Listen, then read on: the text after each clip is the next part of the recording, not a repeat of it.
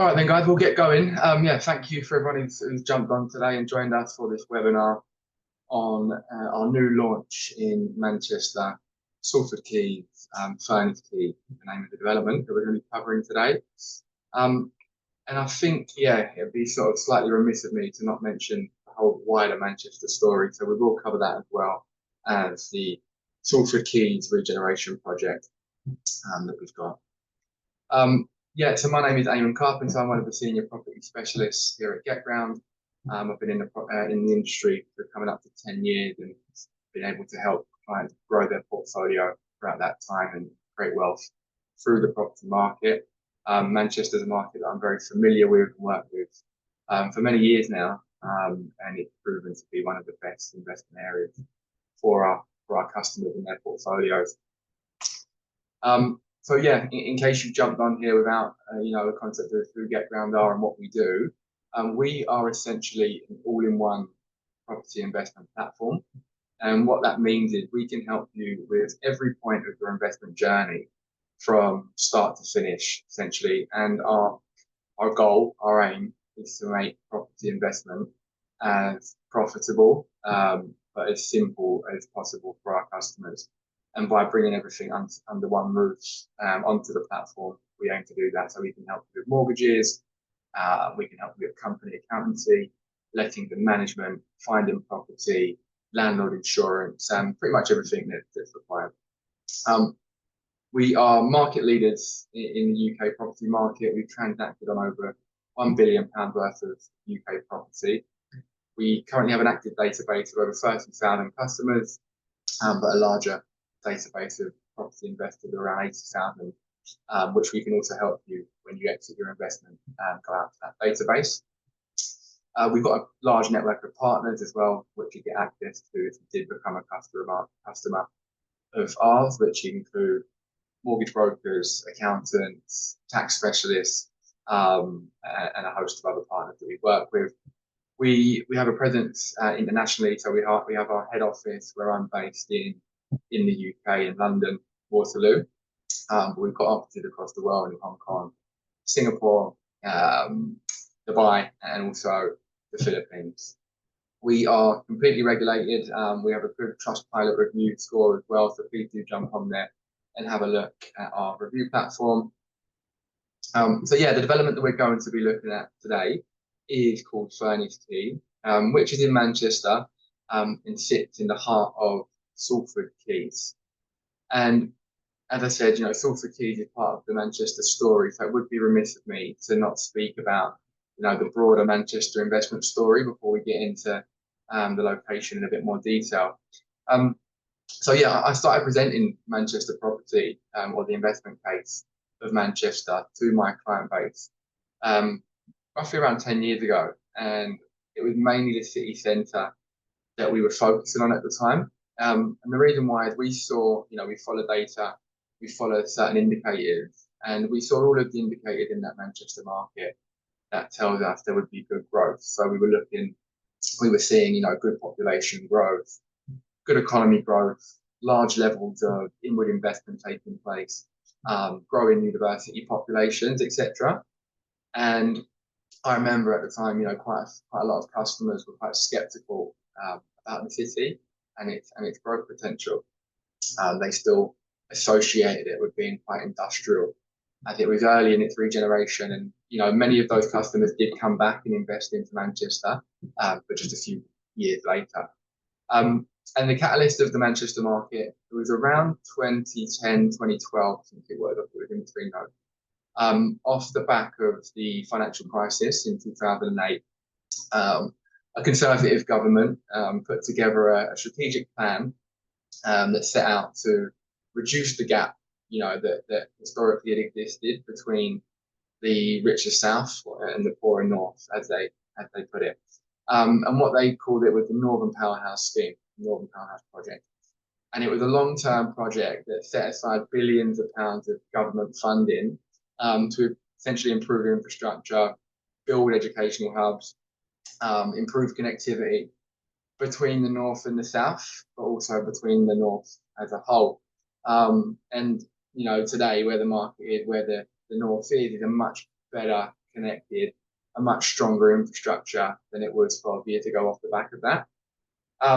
And following on from that, the following years saw the likes of BBC and ITV, so our big media outlets, moved and headquartered from London to Manchester. But that was a big move. And other big corps, followed suit. So the likes of Unilever, Kellogg's, Adidas, Google, and most other major organisations now have a presence within the city of Manchester, which has helped, with the long-term sustainable growth that it's seen.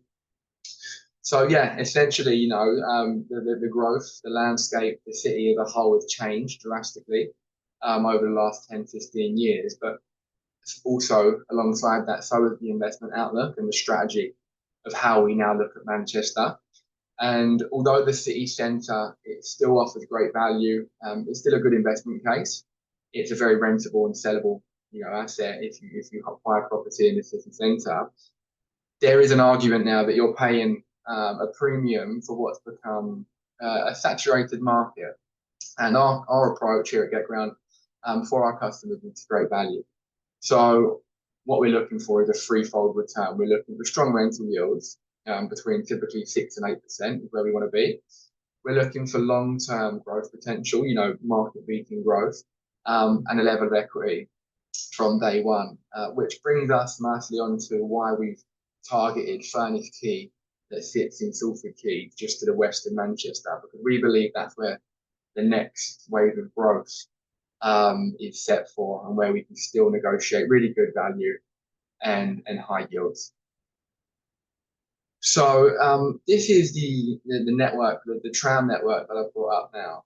It's the most common way, mode of transport in Manchester. It's a really slick system that's had over £1 billion invested into it in the recent years. And if you can see where Salford Quays is, you can see that it's just outside of that Zone 1 city centre region. So it sits just outside of Zone 1, very closely connected. Via the tram network, you're 3 stops into central Manchester. So you're really well connected into that city centre of Manchester. But actually, Salford Quays, and it's closely located to Media City, it's become a hub of employment, social space, and a really desirable part of Manchester to live in now. So you're nicely nestled in between city centre, Salford Quays, and Media City. You can also travel out to Eccles, which is a nice suburban, greener part of Greater Manchester, very easily. And you can reach around to Manchester Airport on the same tram network. So, in terms of connectivity across Manchester and Greater Manchester, the development of Furness Quay within that Salford Quay region is, really well situated. And our development is literally a stone's throw from the Salford Quay tram stop. But not just tram linked, also well connected by foot and also by cycle. So within a very short walk, you can reach a host of amenities, restaurants, bars, shopping centres, and the University of Salford is just over a 10-minute walk. Manchester has one of the most efficient cycle networks in the UK, rivaling London. So a lot more tenants, a lot more people within Manchester are now cycling to work, cycling to wherever they're going. And you can see that pretty much the whole of Manchester, in terms of points of attraction, are reachable within 20 minutes by cycle. So Furness Quay, you can see the big black circle there, which tells you where the location of the development is. So it's right on the Salford Quay tram stop. So literally a 2-minute walk from the development. And then close by, in terms of other major points of attraction, you've got one of the main park areas across the road. So you're looking out onto Ordsall Park from some of the units, but also some of the aspects of the units will be facing towards the water, which adds to the desirability, the rentability, and the saleability of the plot. You've got many other points of attractions there. You've got hotels, restaurants, shopping centres, all within a short walk within Salford Quays. And then just out slightly more to the west, you've got Media City headquarters there, where you've got the likes of BBC, ITV, Kellogg, Google, Amazon have all got presence within those within that area. And then just down to the north of the development, you can see that Old Trafford Football Stadium is just a short walk away. For any football fans out there, you'll know that Old Trafford is the home of Manchester United Football Club. For anyone who don't, Manchester United Football Club are the biggest football club in the world, and they are currently under regeneration of their stadium. So it's a £4 billion regeneration of not just the stadium itself, but the surrounding area. So what that means is, it will have a direct impact on the local area by job creation. There'll be 40,000 new homes set to be built as a result of it. So yeah, that will also, impact the future growth of Furness Quay, being closely connected to that. We look at data here at GetBrown. We're very data driven, and we're always looking for different data points and what the research and what the numbers are telling us. The most recent Savills forecast. Savills are the UK's leading estate agent here in the UK. And they put out a 5-year forecast. Most recently one is has put Northwest at the top of that. So they forecast that Northwest market, of which Manchester, is the biggest driver of the economy there and the largest economy within it, set to grow and appreciate by 31.2% over the next 5 years. So it's number one region for capital growth. And that's a major part of what we look for. If you compare that with the likes of London and some of the south of the UK, it's almost double, or just over double London, and nearly that of other parts of the UK. We're also looking for a demand in the area, right? So we need to see there's a strong demand for rental. And the fact that the average rental growth in Manchester currently is over 10%, so actually over 12%, shows us that there is a very strong demand. Rents only increase at that rate, if the supply is less than the demand, and at 12% rental growth, it puts Manchester right at the top of the UK city rental growth. Some other facts that make Manchester, a really attractive investment hotspot. So it has the highest economic growth out of any city in the UK. It's also got the largest student population in Europe. So currently there is a student population of 120,000 students each year. And the retention rate of those students remaining in the city is over 50%. So what that means is every year, you've got 60,000 young professionals that are adding to the population growth, adding to the economy growth, but also adding to the demand for the type of property that we're looking at today. And it tends to be the most sustainable way to grow a city, to grow a property market, but also grow an economy by retaining that university population that you bring in. It's the fastest growing tech city in Europe. It was voted back in 2020. We're looking for future-proof industry, right? In any location that we look at, we want industry sectors involved there that are future-proof, and tech is obviously one of those.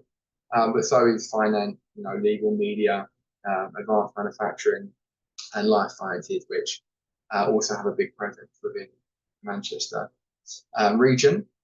£1 billion secured in 2021 for the B network, and that is to continue to improve the tram network in the city of Manchester, and to extend that even further. And then we've got a really good history of price growth. On average, over the last 5 years, the market's shown around 6% capital growth. And then you're well reachable to the rest of the world as well. So you've got a major airport in Manchester that you can fly to 200 destinations. So another factor that we consider. But yeah, all of the economic indicators are there. Strong economy growth, strong employment growth, growing populations, all of the factors that contribute towards good capital growth. A few more stats. So it's the second best city for employment outside of London. There have been really good growth figures in new build property. As someone who's worked in property for a long time, a common question I get asked is, are is new property overpriced? Is there a premium attached to new property? And the short answer is yes, there probably is. But when we look at that a bit deeper, why is that? It's because they come with a 10-year build warranty. It's because over the next 10 years, they're going to be little to no cost to maintain. It's because they're in regions, that are really rentable and sellable, and they become what we call turnkey, so fully furnished, fully integrated kitchen, appliances, and stuff like that. So what we've got here actually is data that even new builds in this region have sort of appreciated extremely well.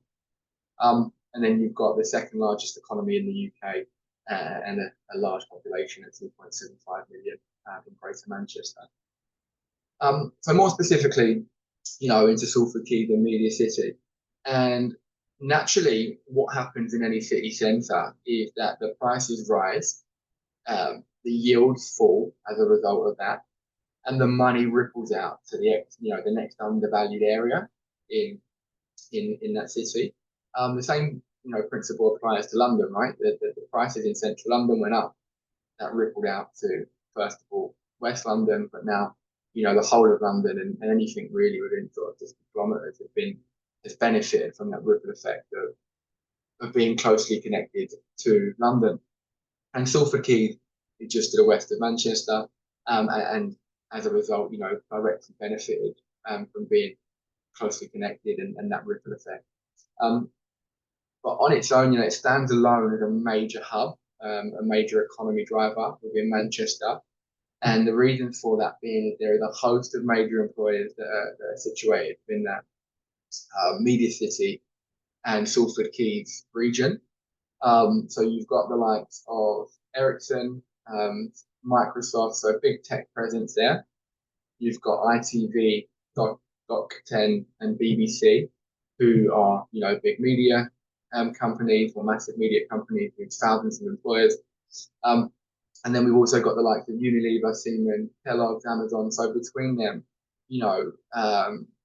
hundreds of thousands of employees, and a real strong impact on the future growth of Media City and Salford Quay.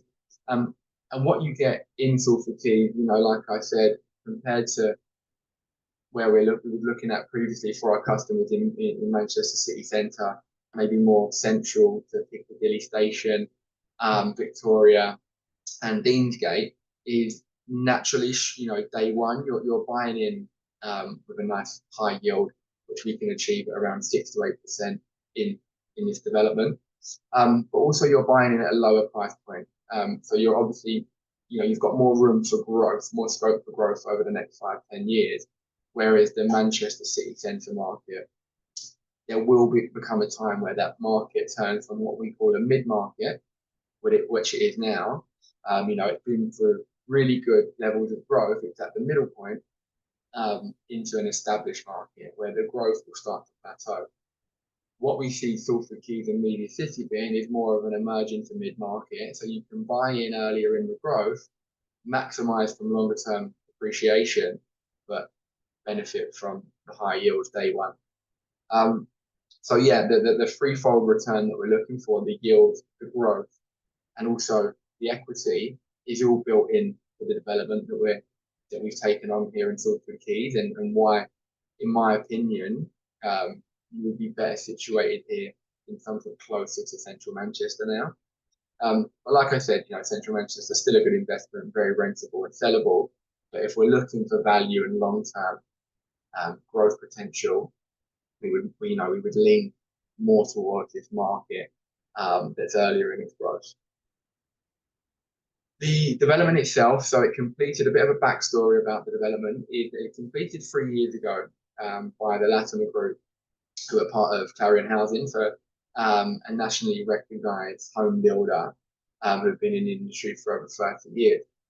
They built out the development just over 3 years ago, and they retained pretty much all of the assets in the development because they were aware of the strong yields that were available and the strong demand. So over the last 3 years, they have held the the assets, the units in that site as an income generating portfolio.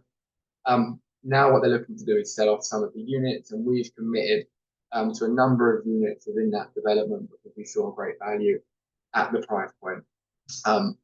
And what that means for you as the customer is we've been able to secure a couple of things. 95% of the units that we've taken on are tenanted, most until either the middle of end of next year. So what you would be getting day one is an income generating asset. It's tenanted, so you don't have to deal with any void periods of trying to find tenants. You also get a fully furnished asset. So for one bedroom apartment, you're probably looking at around £4,000 to fully furnish it. And all of the furniture will be included as part of the purchase.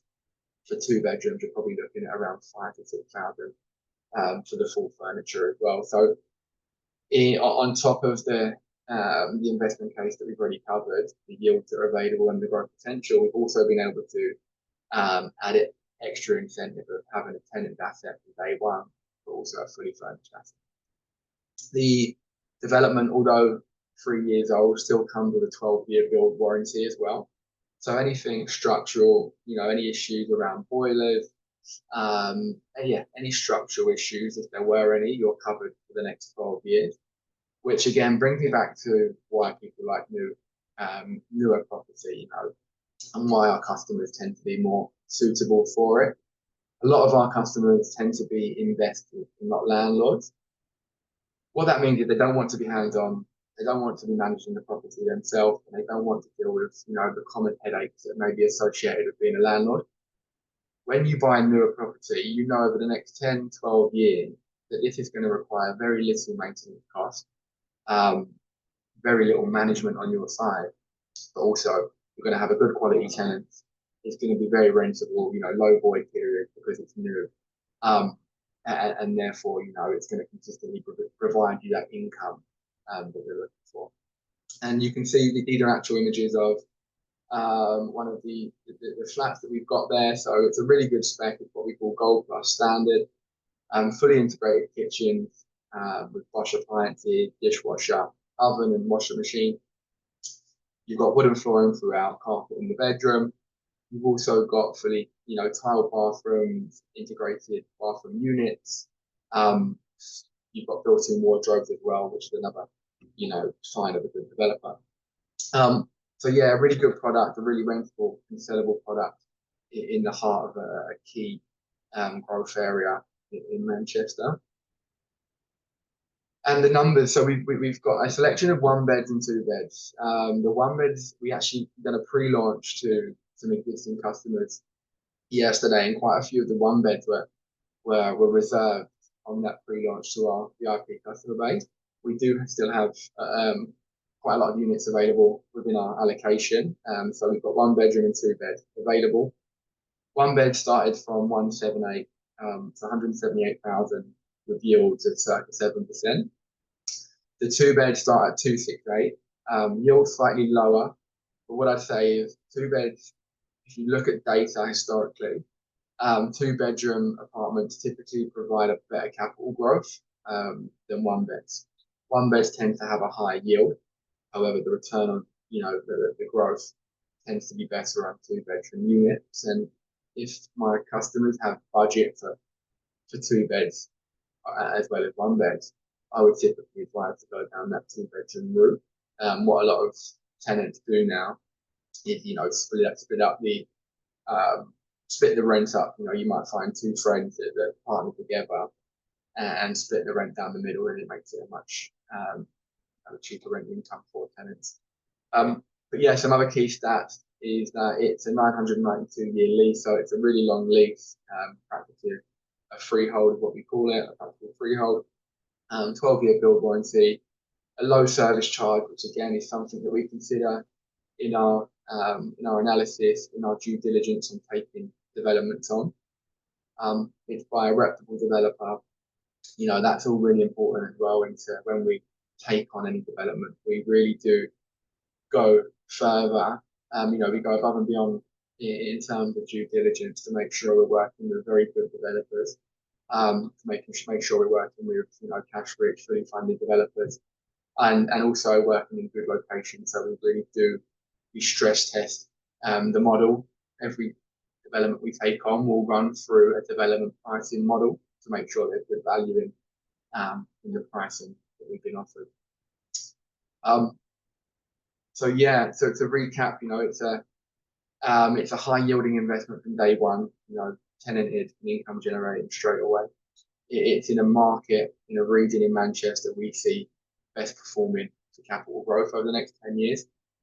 There are a number of different indicators driving that, which we've covered, but it's really sustainable growth that we're looking at here. And I think over the next 10, 15 years, this will probably be up there with the top hotspots of the UK. But that's pretty much everything on the development. I would love to hear some questions from you on anything that we've covered, and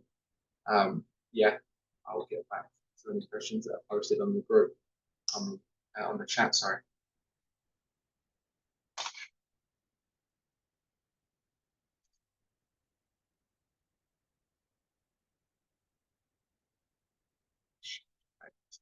Group.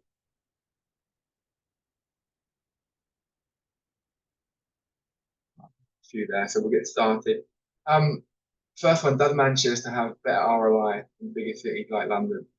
So how ROI is calculated is threefold. Like I mentioned, it's rental income, so the yield, which the yield is how we measure rental performance. It's the percentage annually of your property value. Now, yields in Manchester vary. City centre will be around 5%, whereas Salford Quay is around 6 or 7. When we're looking at London, we're probably looking at yield range of around 4% tops, maybe under 3% in more prime London area. So with that being said, the yield is definitely better than Manchester. The growth potential, which we looked at, with several forecasts, is very slow in Manchester, in London now. It's become what we call an established market. Over the last 20, 25, 30 years, the London market has grown really well. But you've kind of missed the boat, essentially. It's now starting to plateau. And you're paying, like I said, a big premium to get into those markets, quite slow growth. So the equity, the capital growth and the income is stronger in Manchester, and the equity, the value that we can drive in Manchester will always be greater, just because of the larger value properties in London. It's harder to get the equity day one built in. So yeah, in short, Manchester would have a better ROI than another big cities like London. How does Manchester large student population affect the buy-to-let market? So I think I did cover that to some degree, but essentially, like I said, the most sustainable way to grow an economy is directly, correlated to property market, and property growth is to grow your university population and retain them. If you look at London, you look at any other major city, they've got a large population of university students, which they then remain in the city after finishing their study.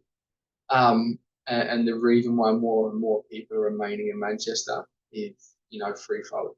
There are now really good levels of employment, and good job opportunities in the area. So that's probably number one. It's consistently voted, the best, one of the best places in the world to live in. Like a really livable city.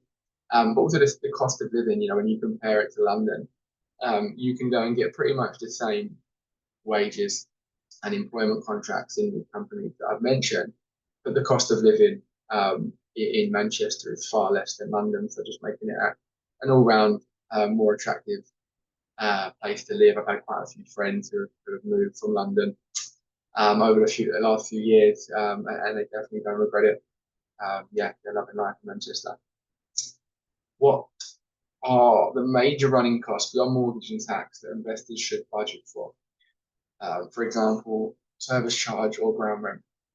Yeah, good question. So there are running costs of maintaining your leasehold property, your flat, and that will come in the form of a service charge. So service charge is just an annual maintenance cost of maintaining your property, your development, and that will typically incorporate your building insurance, your window cleaning, rubbish removal, cleaning of the communal spaces. And it's really important, when we take a development on that we target areas, so we target developments that have low service charges. So service charge would be one of the running costs. Ground rents have now been abolished. So since the leasehold reform bill back in 2022 of June, any property that completed after that will not have ground rents associated with them. So this development that we've looked at has a zero ground rent, what we call a peppercorn, and we will only take on developments that have that zero ground rents. So we won't look at taking developments on that have high ground rents or ground rents that double periodically. So apart from ground rents and service charge, the reason why people like new build, which I sort of covered, is if they are really low maintenance. They're very low cost to maintain over 10, 15-year period, which is typically a hold period, a full growth cycle. So you can really forward plan and your profits remain your profit, where I've had, quite a few customers who have bought older properties in houses, second-hand houses that on paper look like really good deals, right? But over the next 10, 15 years, they have to spend money on boilers, roof repairs, damp issues, and that soon adds up to, 10, 15,000 pounds, which, it comes out of your profit, the hidden costs, and typically not what we want. For an investor, what's a typical total cash requirement? So deposit, in terms of deposit structure. So for this investment, you would need 25% deposit, and you would take a loan to value of 75%. You would also need to pay additional costs like stamp duty, which would vary depending if you're UK or non-UK. If you did want to book in a call after to go through the more detailed financial forecast, we'll create you an analysis based on your circumstances and where you're based. But you would also need legal and conveyancing costs, which on per purchase will vary, but on average around £2,500 is what we're seeing. So you've got your deposit amount, which starts at 25%. You've got your stamp duty, and then you've got some other conveyancing costs alongside that. For Furness Quay, so starting from around 65,000 to invest all in for one bed, and then goes up to around 85,000 for our 2-bedroom units, and that's all of your costs, so total capital. So international or non-UK resident investors, what additional taxes and fees apply, particularly the non-resident stamp duty surcharge? So the difference of surcharge that came in last year, so it was 3% and 5% respectively for UK and non-UK, but it's now set 5% and 7%, which it's a big chunk, right? And the reason why the government can sort of get away with increasing that stamp duty. It hadn't been increased for a long time before that, but they're very aware of the buoyancy, of the stability, and the proven track record of the UK property market. And even with those increases in surcharges, we've actually seen more transactions over the last year. We've seen increase in transactions and a really buoyant market. So don't let that put you off. It's part of a property purchase, and the ability to leverage at 75% pretty much offsets that, considerably. How many units do we have available? So we started with 25 units. We took on, I believe 4 or 5 went yesterday. So we're at around 20 units available in the site, which a lifespan of an investment coming on with 20 units, typically with 4 to 6 weeks, we'll see that sell out. Any other questions? That's all. Any other questions, please do book in some time. Please do use the link that we've got, the QR code that's on the screen, and we can book you in with one of our consultants. I'll be more than happy to jump on a call and see if this would be a good fit for you and your objectives and your goals. But yeah, I look forward to speaking with you. Thanks for the time today, and wish you all the best.